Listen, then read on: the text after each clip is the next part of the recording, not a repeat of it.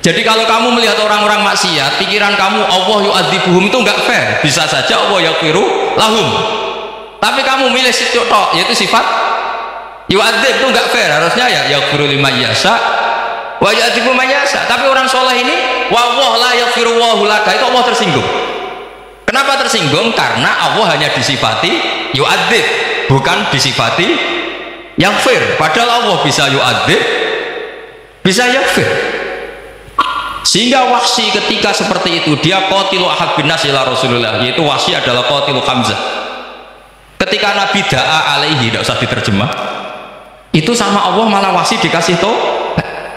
Bahkan turun ayat laisa laka minal amri syai'un aw yatuba alaihim aw. Jadi kita melihat ahlul maksiat, oke, kita tidak cocok dengan mereka, tapi tidak cocok tetap berharap mereka tobat. Kita tarbiyah.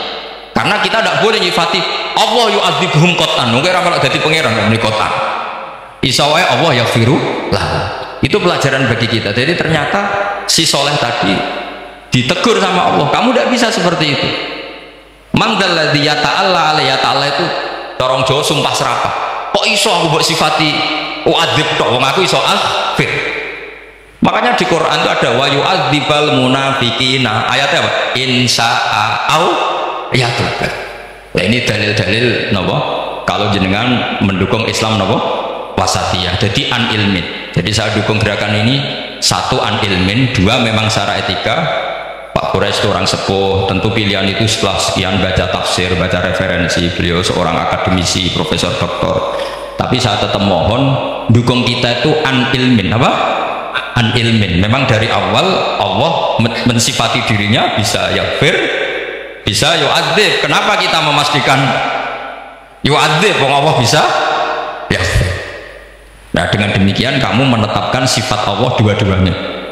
Jadi yang soleh ya tetap khawatir jangan-jangan ada masalah, yang fasik pun tetap ada harapan. Makanya masyhur dawuh Sayyidina Ali yang dikutip hampir semua ulama, apa? Ala unabbiukum fil faqih kulal faqih.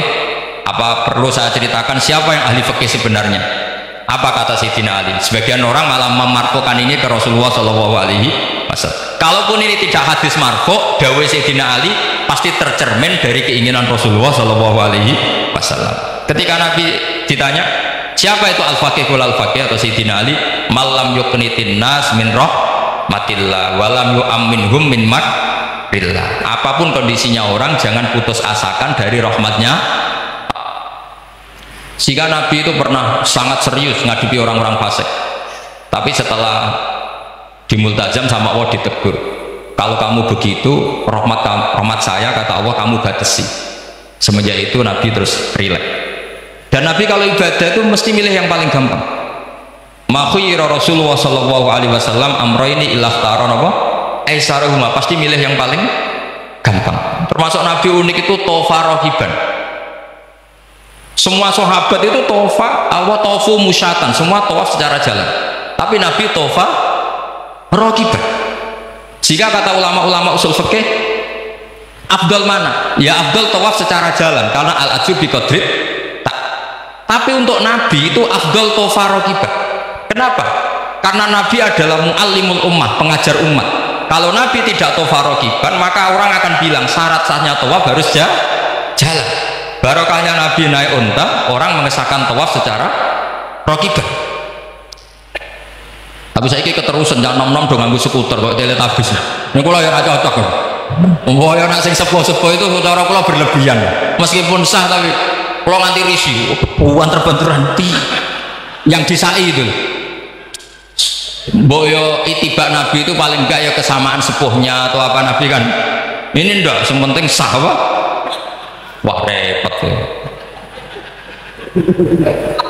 Terus bukti berdua gini, kalau Nabi itu ingin ibadah itu paling ringan. Suatu saat setelah Fathu Mekah, Nabi kayak apa rindunya sama Ka'bah al-Musharrafah, sama Al-Ka'bah al-Musharrafah. Nabi saking rindunya minta sama Abu Tolha al-Hajabin, minta Utsman ya, Utsman bin Tolha al-Hajabin, Utsman namanya, minta kunci terus masuk Ka'bah. Itu keluar dari khimah, itu Nabi senangnya bukan main, karena Fathu Mekah. Membuka Ka'bah senangnya bukan, tapi setelah keluar dari Ka'bah itu kelihatan hazina, kelihatan susah, tersiksa. Ditanya sama Sayyidah Aisyah, kenapa engkau gelisah padahal tadi kelihatan senang? Waditu anni lam adkhul. Saya suka andikan tadi saya ada masuk Ka'bah. Kenapa ya Rasulullah? Jangan-jangan umatku ngira ini penting dan itu berat. Sampai jadi perdebatan ulama. Oke, apakah sunat masuk Ka'bah apa enggak? Sebagian ulama bilang enggak. Alasannya Nabi betul Ndoro Jawa itu kecewa, nyesal. Kenapa saya tadi masuk? Jangan-jangan umatku nanti merasa itu keharu dan itu repot. Nah kita tidak usah dilarang, tidak punya kesempatan. Alhamdulillah. Dilarang nggak dilarang, sudah tidak punya kesempatan. Nah ini yang terakhir kenangan saya mau menerangkan dan tambah mahabbah kepada Rasulullah Shallallahu Alaihi Wasallam. Ini betul, ini sesi terakhir ini. Begini. Salasun mangkun nafihi wajadah halawatal iman. 3 hal ini kalau ada pada kamu atau pada siapa saja, maka menemukan halawatal iman, manisnya iman. Ini mungkin yang jarang dijelaskan orang adalah manis itu apa. Kata Ibnu Hajar al Asqalani sebagai pensarah Bukhari, termasuk manisnya manis adalah al-iltizat al-akli, merasa nyaman secara berpikir. Nanti saya bacakan takbirnya sebelum saya tutup ngaji bareng ini. Begini misalnya, kita ngikuti Nabi Muhammad SAW. Tentu beliau punya al-jamalul wajhi, Nabi itu orang paling ganteng. Tentu beliau punya al-jamalul sauti, suaranya Nabi itu luar biasa. Tapi yang paling luar biasa tentu al-jamalul akli, akalnya Nabi itu luar biasa jamal, luar biasa indah. Artinya gini, andaikan Anda seorang profesor atau seorang alim alama, seorang kiai yang paling alim, terus dikasih tahu Nabi, misalnya dikasih tahu Islam, sing gawe donya iki iku Fir'aun, kan mesti tersiksa. Logikanya gimana? Wong Fir'aun lahirnya di bumi kok bikin bumi, kan dulu buminya timbang. Mesti ra iso turu sama. Iki ajaran nopo ora iso turu. Tapi ajaran ini mengatakan sing gawe alam raya ini Allah. Allah itu awal, Allah itu qadim. Kan terus iso turu, wis adone lah. Nek sing gawe luwih dhisik. Paham ya? Terus sing gawe ku ala kulli syai'in qadir, wis adone lah, jenenge gawe alam mesti ala kulli syai'in. Nah terus misalnya diajak paham ateis, alam ini tidak ada, kemudian ada, penciptanya apa? Ya ketiadaan. Oh iso turu. Bagaimana mungkin al-adam yakhluqu maujudan, alam yang maujud diciptakan oleh Adam? Oh iso turu. Itu kata Ibnu Hajar al Asqalani, halawatul iman itu adalah ibaratun anil iltizat al akli. Halawatul iman dan ibaratun anil iltizat, agama ini nyaman secara akal. Kita disuruh menuhankan zat yang sifatnya itu luar biasa. Allah adalah qadim, tentu pencipta lebih dulu timbang yang dicipta. Kan enak, keren kan? Terus alam yang maujudat, hadil maujudat khalaqaha wajibul wujud.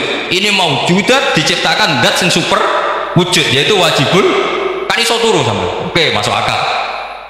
Nah misalnya sampai dikabari hadil maujudat khalaqahal adam, ini maujudat diciptakan ketiadaan. Mesti kalian mikir ini waras tau orang sing ini. Ya itu jadi apa, kita halawatul iman itu usahakan maknanya sampai ngalami al-iltizat al-akli. Apa al-iltizat? Saya baca takbirnya saja, ini di kitab saya Fathul Bari, ini di juz 9, di kitab saya halaman 193 ya. Karena mungkin sampai beda cetakan atau enggak ada nomornya karena enggak punya, enggak tahu saya. Banyak ini tak. Tapi ini nanti saya tak tinggal di Mas Wafa ini. Nanti yang enggak boleh di ngopi saja, di foto itu. Selumayan ben ngaji ku nganggo kitab ben wong alim gitu, keren ya. Saya baca Bismillahirrahmanirrahim. Halawatul iman, beliau ngendikan wa yaltaddu bidzalika iltizazan aqliyan. Jadi orang merasa nyaman secara iltizazan aqliyan, akalnya merasa nyaman.